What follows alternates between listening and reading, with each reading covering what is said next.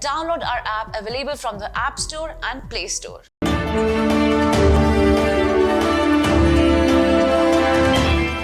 Hello and welcome to Medical Dialogues, your daily dose of health and medical news. I am Dr. Nandita Mohan. Let's look at today's daily bulletin.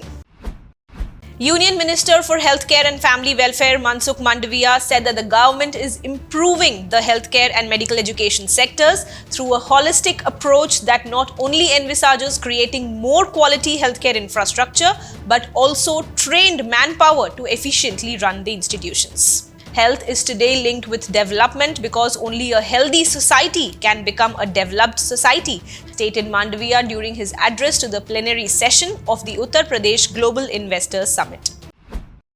With snowfall ruling out the possibility of an airlift, a pregnant woman who had a history of labor complications in the remote Kiran in Jammu and Kashmir was assisted by doctors in delivering a healthy baby over a WhatsApp call. On Friday night, we received a patient in labor at the Kiran PHC, that is the Primary Health Center, with a history of complicated delivery with eclampsia, prolonged labor and episiotomy.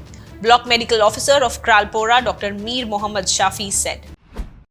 Claiming that the private hospitals have a major share in medical sector in the country, Director General of Association of Healthcare Providers of India, Dr. Girdhar Gyani said that they used to provide 80% of super speciality services to patients but were facing problems due to the universal health coverage schemes of the central and state governments.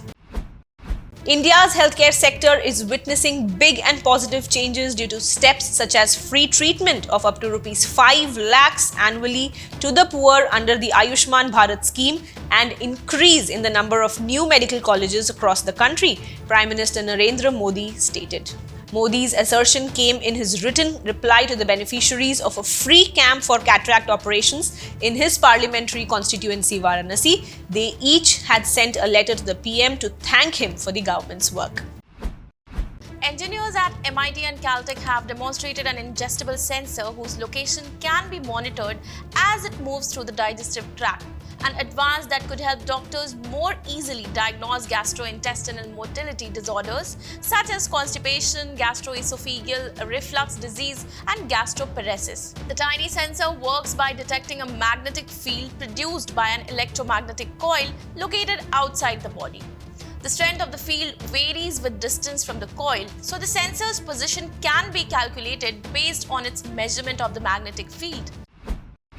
Researchers at the University of Texas MD Anderson Cancer Center have identified CD70 as being highly expressed on drug-resistant cancer cells in EGFR mutant non-small cell lung cancer, highlighting a novel therapeutic target that could be used to eliminate resistant cells remaining after treatment with commonly used EGFR tyrosine kinase inhibitors or TKIs. The researchers discovered that CD70, a cell surface protein normally found on immune cells, is highly overexpressed in resistant cells as well as in the residual cancer cells immediately following TKI treatment.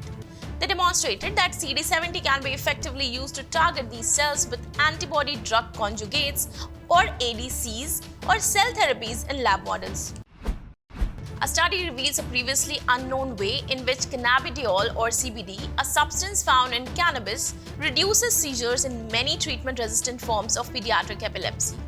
The new study found that CBD blocks signals carried by a molecule called lysophosphatidylinositol or LPI.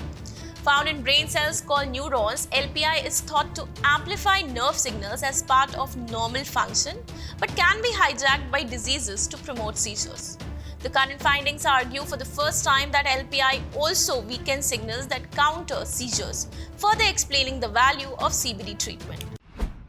Very recent research published in the American Journal of Obstetrics and Gynecology suggests that being exposed to another type of and potentially more dangerous pollutant, smoke from wildfires, increases a pregnant person's chance of going into labor prematurely, also referred to as spontaneous preterm birth. Wildfire smoke is especially harmful to people's health because it contains extremely fine particles that can enter deep into the lungs and may worsen medical conditions such as asthma and heart disease.